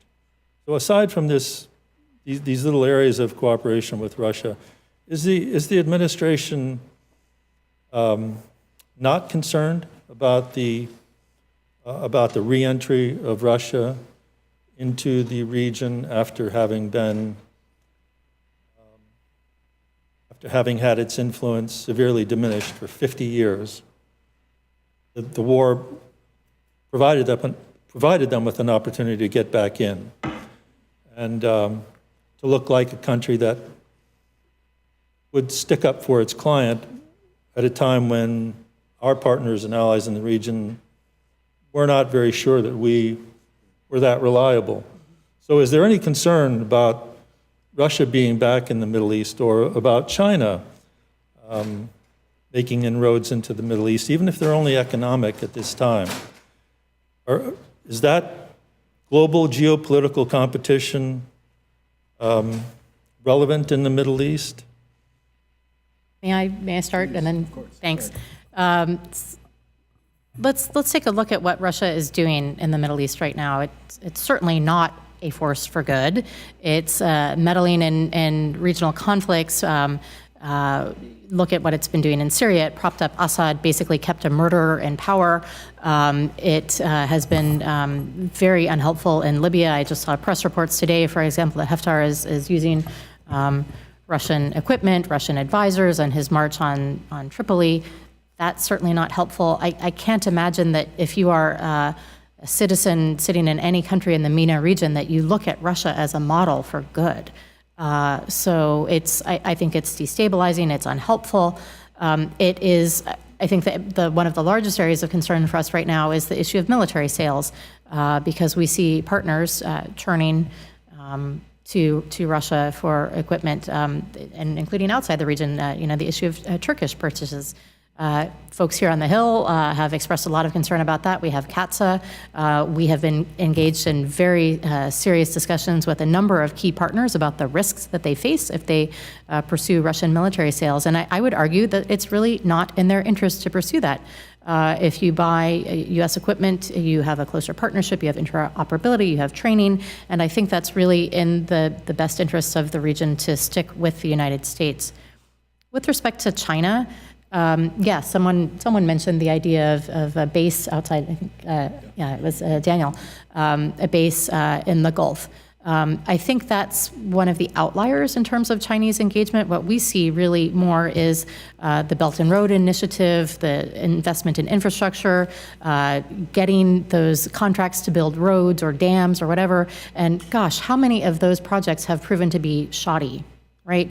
Chinese companies consistently underbid U.S. companies because they bring in cheap workers, keep them in horrible conditions, don't let them leave. And again, I never understand why countries in the region which face huge unemployment problems would want to import workers. It seems like this is just prolonging the problems that they face and exacerbating them in many respects. So I see China trying to get what it can out of the region, and that's a very different approach from the United States, where we're working together in partnership to help these countries develop. So let me ask my colleagues to comment on that. Well, I mean, I think the one advantage that Russia has over the United States is that it doesn't mind dealing with really unpleasant people and supporting them. I mean, aside from the Middle East, remember the Russians have been deeply involved in Sudan, propping up the gentleman who lost his job yesterday, which shows the risks of Russian diplomacy. If you put all your eggs in 30-year dictatorship, I mean, it can suddenly come unstuck.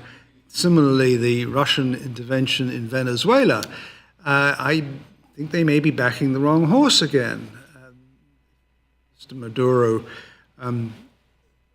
magically departs for a resort in Cuba in the next month or so. It'll be another sense that the Russians are playing games, but they're not really able to sustain a presence anywhere.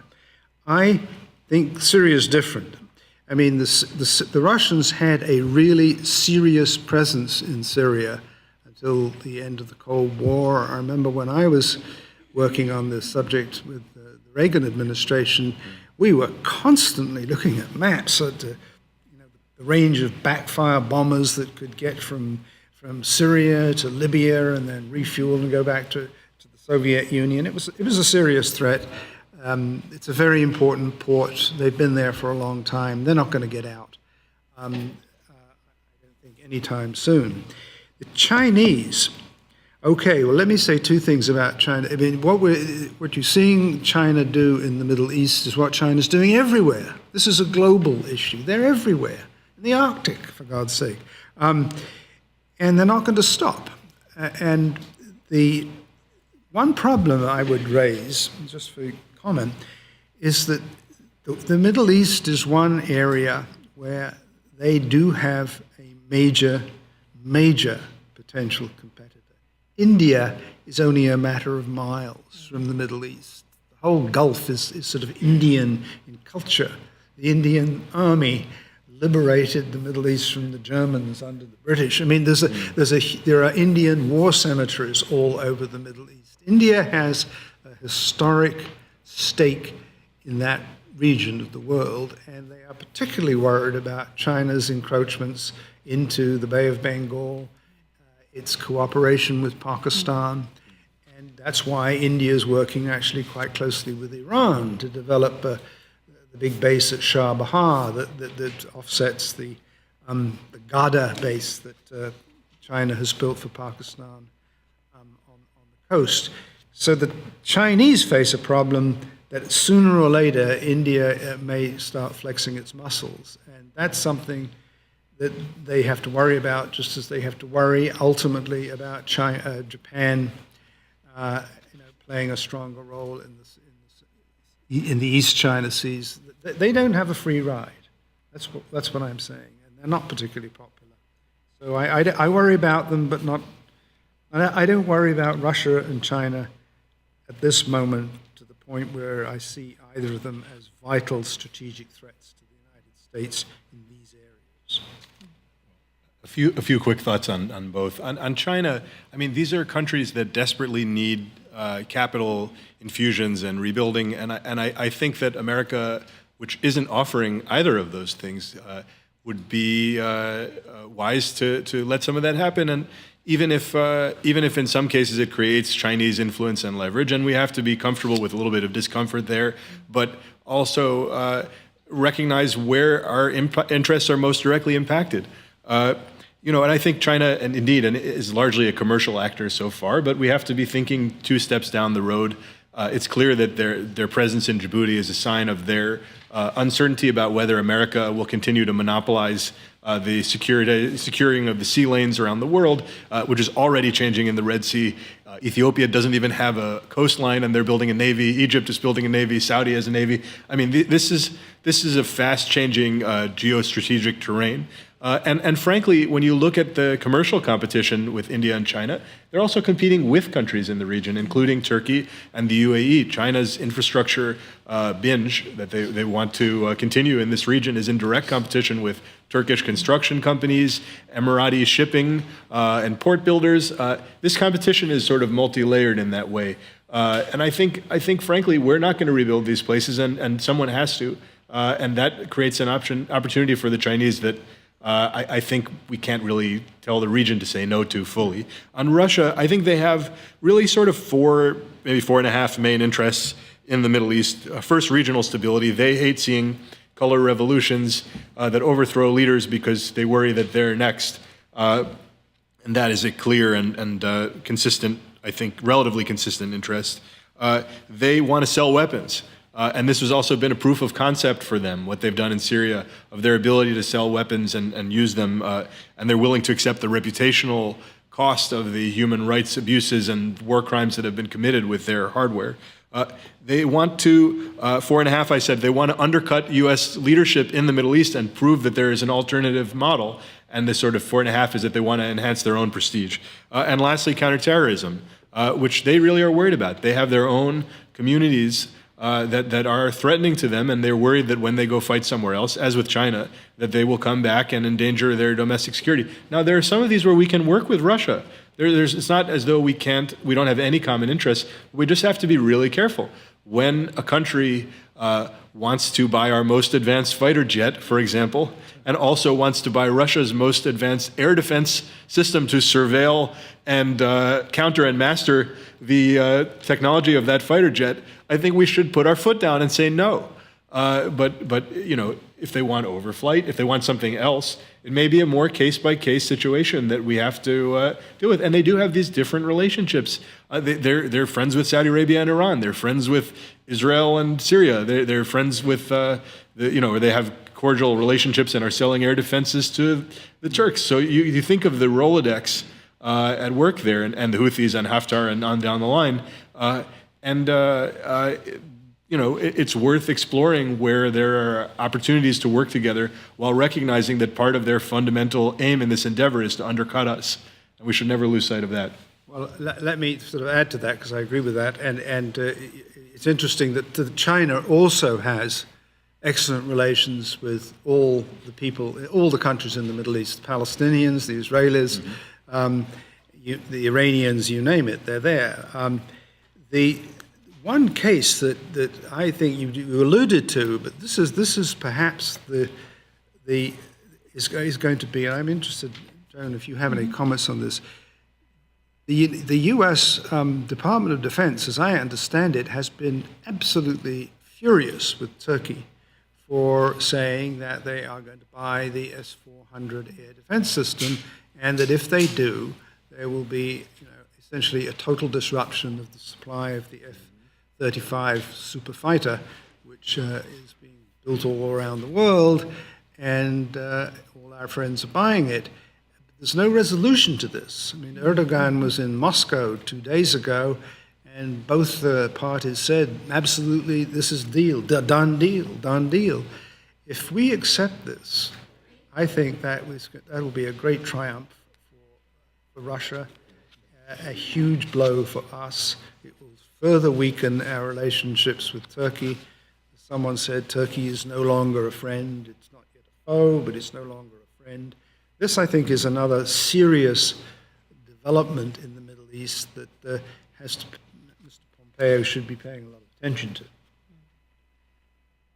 You wanted to say? Well, I don't want to speak on behalf of my colleagues in the European Affairs Bureau who actually cover Turkey, although many people would say that perhaps Turkey belongs more in... No, it's quite all right. That gives me a good out. But obviously, the U.S. is concerned about that sale, and it is a topic of extreme importance in our bilateral discussions with Turkey, and I'll just leave that there. But I wanted to follow up on what Daniel said about Russia's interests in the region. And in my mind, this is something that I'm really trying to understand, the CT angle. And I was at another event probably 2 weeks ago with a think tank on the subject of Russia's role in the Middle East. And one of the speakers there said, really, Putin's #1 interest is in preventing another taking of the Moscow theater. Remember how horrific that was, right? And I thought, well, why would you get in bed with, Iran, the state sponsor of terrorism, and trying to stem that from Syria? And Iran is Shia, they're not, that's not an issue. Well, actually it is. I'd just like to make the point, Iran has supported al-Qaeda. So anyone who gets in bed with Iran and thinks that somehow that's going to protect your CT equities is vastly, vastly mistaken. Same might be true for working in a brutal fashion to alongside other authoritarian governments that may be creating future radicalization.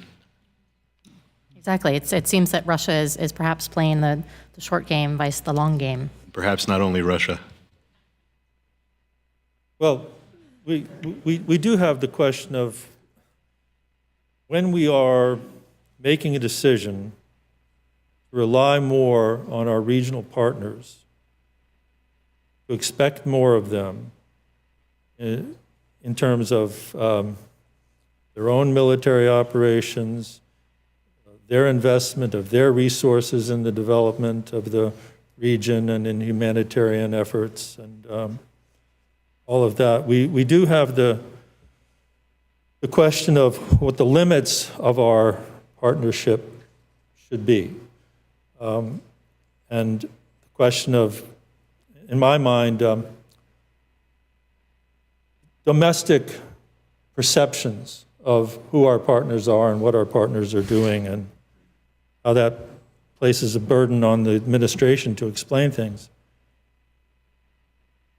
If Iran is the principal danger in the region, and we are relying more on our partners to do something about it, then, and we are providing our partners with the military hardware and the training that we've been providing for decades so that they'll be in a position, yet they're inexperienced, haven't used the hardware before, haven't fought a war before. How do we deal with the fact that they are not succeeding in a place like Yemen? How do we help them in a place like Yemen, where Iran clearly is supporting the Houthis and has been for years, and where the place was a basket case before 2011 because of Ali Abdullah Saleh's misrule?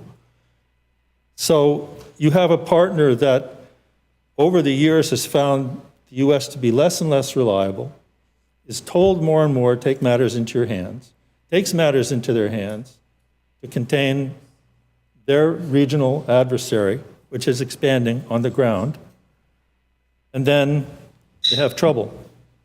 They have trouble, and it's not succeeding.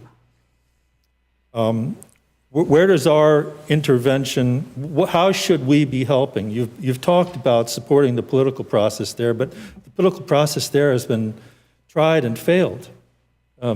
Sometimes they go to a city and the Houthis never come out of their hotel and don't show up for the meeting.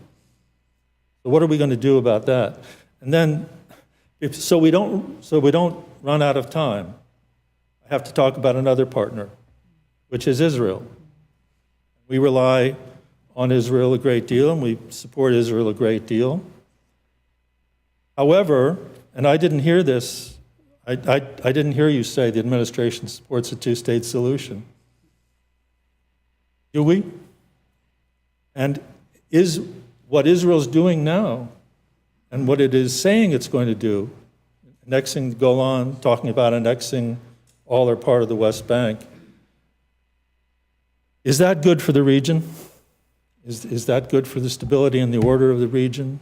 Does that foster extremism? Does that foster grievances? Does that make our counterterror more difficult in the long run? Does it help Iran in the long run? Is that something Iran can exploit in the long run? How do we manage our partners and help them, or guide them away from policies that are not helpful to our national interests and are, in this particular case, in the case of Israel, I mean, completely inimical to every policy we've articulated. Nixon. May I start with that? Because I think a lot of that was directed toward. No, I mean, you are the administration person, but it's for everybody. Yes. I mean, it's for every analyst and every former official. It's Yes, not. understood. But let me just address those points quickly and then turn it over to colleagues. And I'd also like to address the point that Dan made about maybe other people are playing the short game. The administration is clear-eyed about the challenges of this region. We know that our partners are not perfect, but there are key strategic interests that are at stake, and we have to work with what we have. And, you hear us saying, affirming the importance of the relationship with Saudi Arabia and all of that.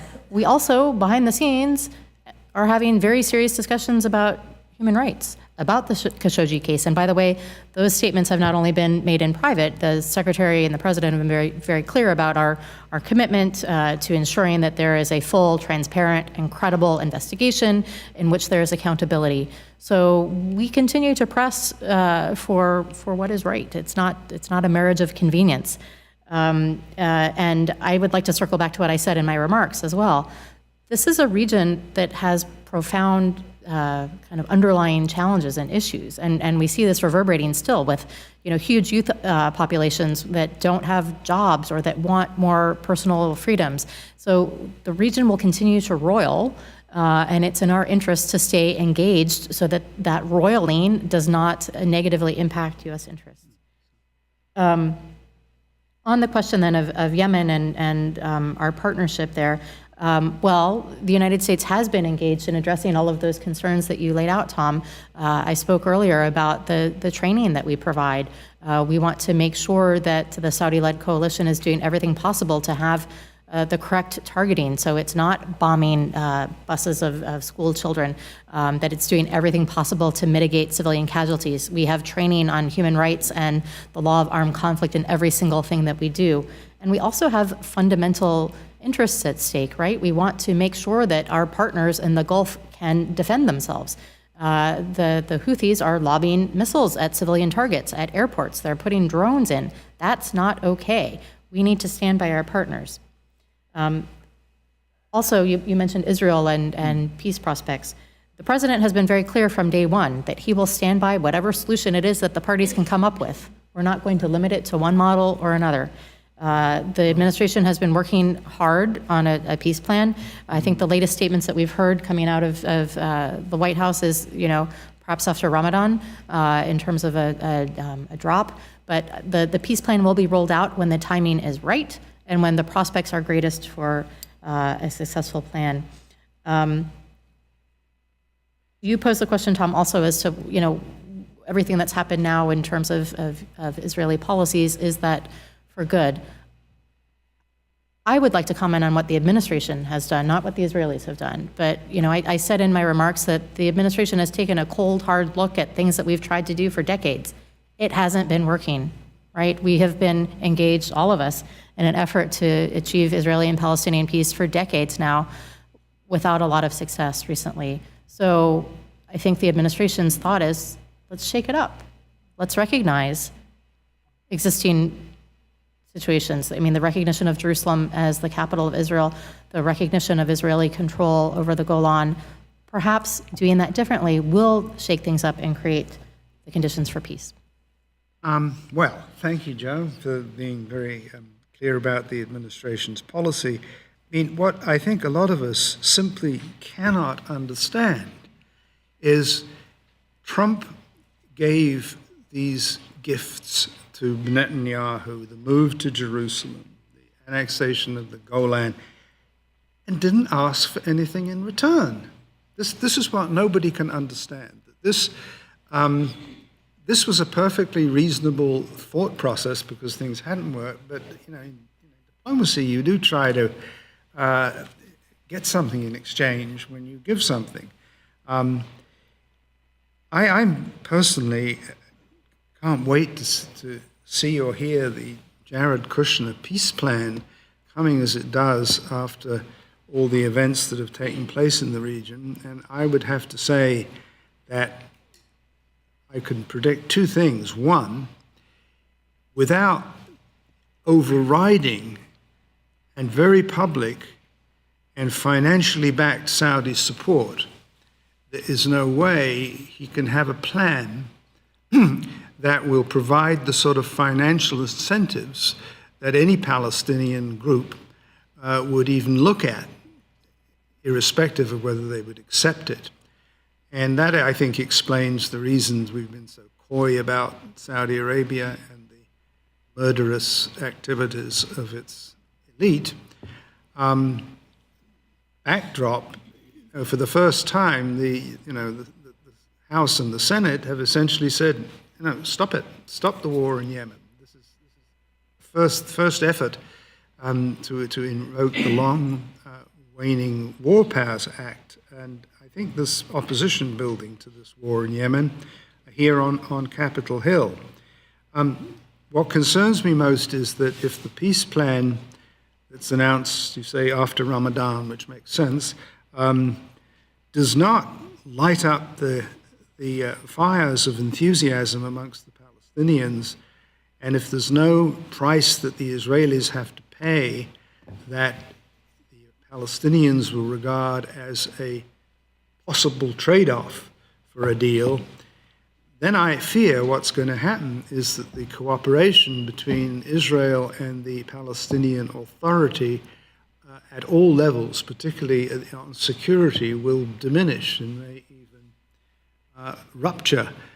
I think one of the things the Obama administration did very well was to work with the Israeli military and with the Palestinians to establish this security relationship, which has sort of kept a lot of things quiet in the West Bank, not in Gaza. And if that breaks down and there's no peace process, then you really are faced with the prospect that Israel, to protect itself, may have to take much more forward and strident moves to occupy areas of the West Bank that up to now it has sort of walked away from. And that brings you to the real question about whether or not there could ever be a two-state solution, and it would look more and more to me like it would be a one-state solution, which I think for many Israelis and many of Israel's supporters in this country would be not the right track to take. I just want to say at the outset, revisiting my earlier comment, that this is hard, and it's actually hard whether the president is Bush, who in fact started this security cooperation with the Palestinians that the Obama administration continued, or Obama or Trump. This question of what to do about partners is an extraordinarily difficult one because we want to do less and we want them to do more.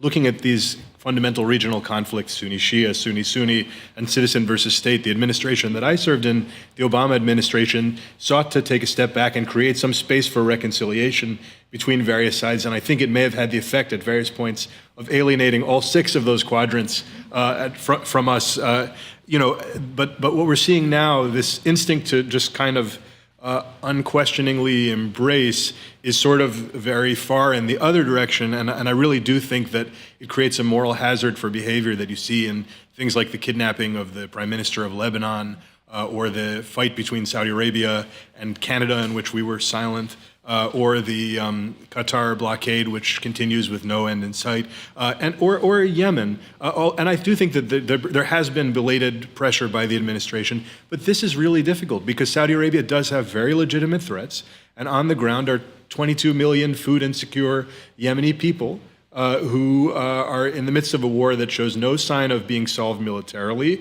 and with catastrophic civilian casualties, even with our best advice over this time, they remain catastrophic.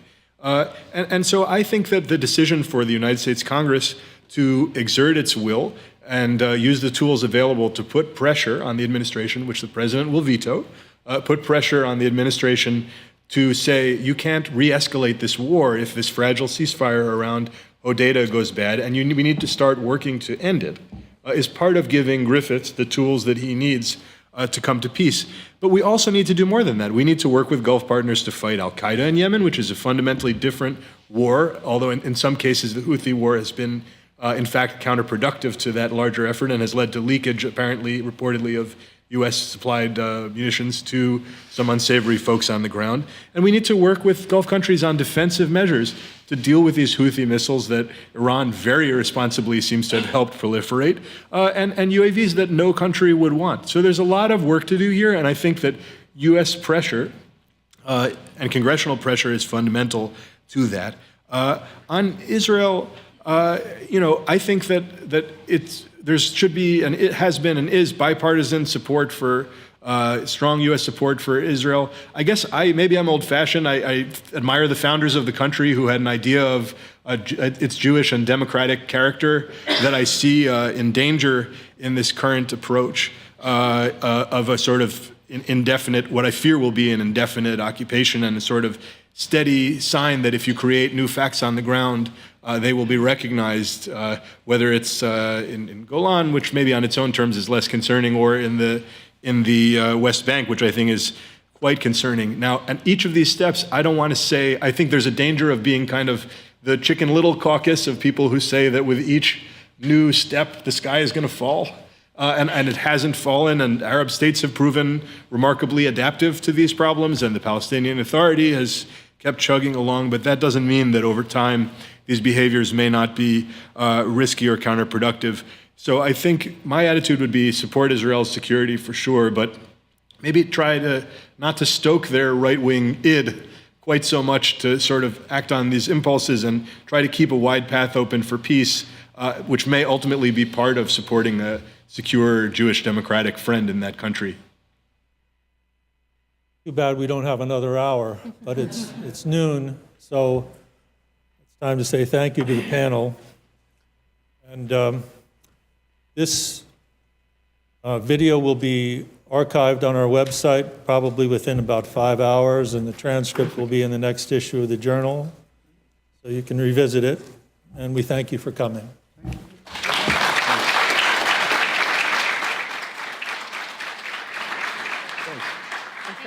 Thank you. I thought you'd